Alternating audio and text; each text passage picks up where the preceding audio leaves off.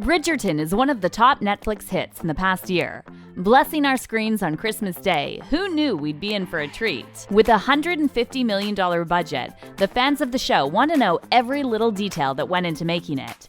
But do you know how much research went into making the show? Or how many costumes were made to make this beautiful show come to life? Let's dive in. The magic of CGI. We must thank one of the masterminds behind the show, Shonda Rhimes. Who knew from her previous work on dark dramas like Grey's Anatomy and How to Get Away with Murder that she could deliver this elegant and magical show like Bridgerton? However, not everything you see is real. The show actually has quite a few CGI moments. In most of the horse riding scenes, there's the use of green screen to modify the streets to make them look like Regency-era London. A lot of the carriage rides are green screened.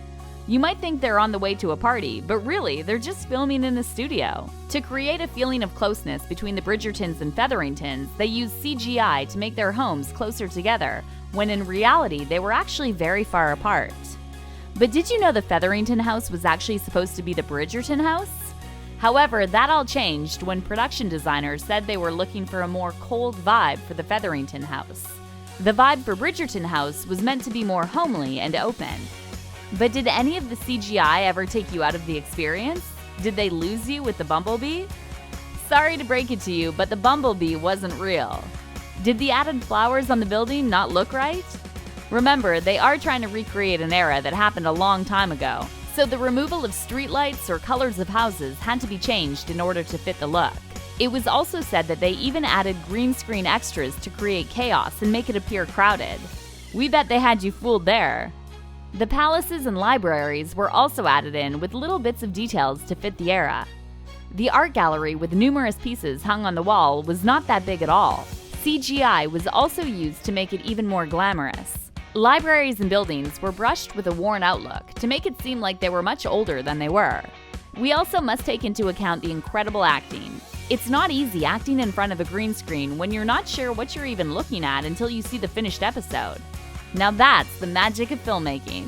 Even before shooting, the cast of the show was fully introduced to the 19th century culture. You can't just throw a cast from the 21st century into this world. They must learn the proper etiquette. This training took about 6 weeks. During that time, they learned everything from horse riding, dancing, and more. Actress Phoebe Dynevor took piano lessons, while Regé-Jean Page took boxing lessons.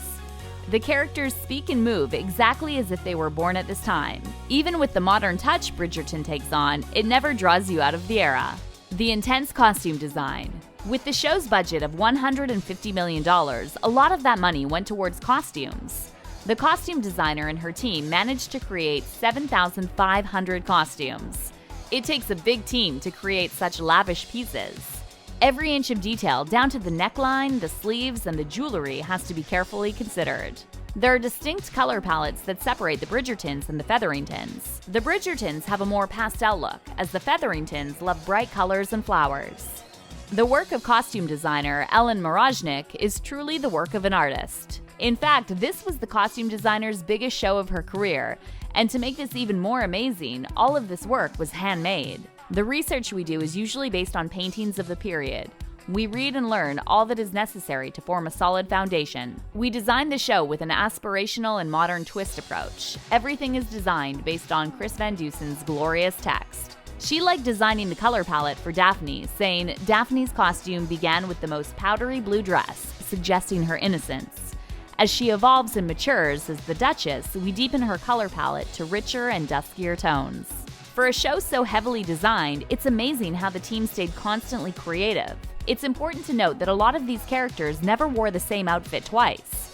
Daphne had over 100 dresses, which is already a big number for any main character in a series. This show adds a modern spin to it, and the costume design team made sure to add that into their clothing, which meant no bonnets. However, all the impressive headpieces with beautiful flowers and feathers made us forget about a bonnet.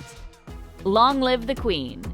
Another character who had a distinct wardrobe was Queen Charlotte. She's the queen. She can't be an outfit repeater, and she can't wear the same wig twice either. Turns out that Queen Charlotte's wig would take about 4 weeks to make. Actress Golda Rosheuvel says that some wigs require a whole 2 hours to fully be put on. One of the Queen's most unique looks was her afro wig. Not only was that wig heavy, but the actress also states that it was actually hot, making it feel like her scalp was burning.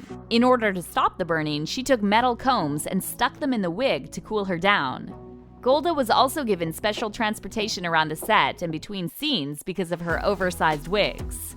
She was transported in her own minibus with tall ceilings to avoid damaging her wigs, which often measured over 2 feet in height. The Queen really does get special treatment. But how special were these sets? Bridgerton is full of extravagant and glamorous settings that make you wish you lived there. If you're actually keeping count, there are a total of 293 sets. The Hatfield house in Hertfordshire was used for one of the party scenes you see in the trailer. This house was also used in 2 other Netflix films, Enola Holmes and Rebecca. Although with the CGI added, it'd be hard to say that they used the same house. However, most other scenes were shot on location, but some sets were specifically built for the show. For example, the courtyard rain scene was filmed on an indoor stage where someone could control the weather in the room. Crazy to think this world was built when it had us viewers so immersed in it. Sometimes the same sets were used for one location. All it takes is some rearranging from the design team, and believe it or not, but Lord Featherington's bedroom was also the Featheringtons' dressing room. Did you guys catch that? The secret to steamy scenes. These set designs don't happen overnight. The tiniest details were actually the most time-consuming. Designing the Queen's garden party was the hardest to do. There were no flowers in season during the time they were filming, in mid-December. They had to think outside the box and get as many fake flowers as they could in order to create this grand event. But it's details like this that make the show. Down to the curtains and carpets, most of Bridgerton was handcrafted. With all the steamy scenes between Phoebe and Simon, they certainly had to get comfortable with each other in a short amount of time. The slow burn of their journey was not slow after all.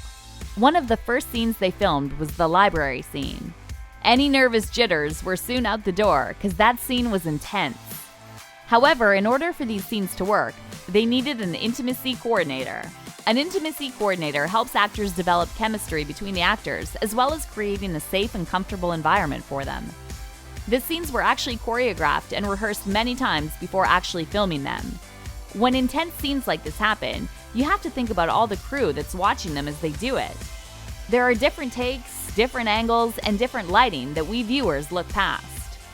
With constant cuts and starting over, the intimacy coordinator makes sure that the actors never lose their confidence and remain comfortable while filming intense love scenes. It also gave time for the rest of the team to prepare for a bigger scene to film next. Hot to trot. You may have forgotten about all the animals shown in the series. The numerous carriage rides or Queen Charlotte's cute little pups. Running a set with animals is quite difficult. Actor Jonathan Bailey, who plays Anthony, says the funniest scenes to film were when he and Daphne were riding horses together. As soon as the director would yell action, the horses would actually start moving in all directions. He says the funniest part was when they would move backward and they had to do everything in their power to stay in character and control these horses. The dogs the Queen had were also sometimes a little out of hand. The actress who played the Queen, Golda Rosheuvel, said, "I do very well with dogs, and these were very feisty, so you had to calm them down a little bit. But they were excellent dogs. They were as rowdy as the Queen sometimes, but I loved that. Feisty dogs for a fierce Queen." We can't wait for season 2 and expect bigger and better sets than the last. Maybe we'll see more CGI, more amazing costumes, and the best one yet, more of Queen Charlotte's wigs. What do you hope to see in season 2? Let us know in the comments below. Thanks for watching.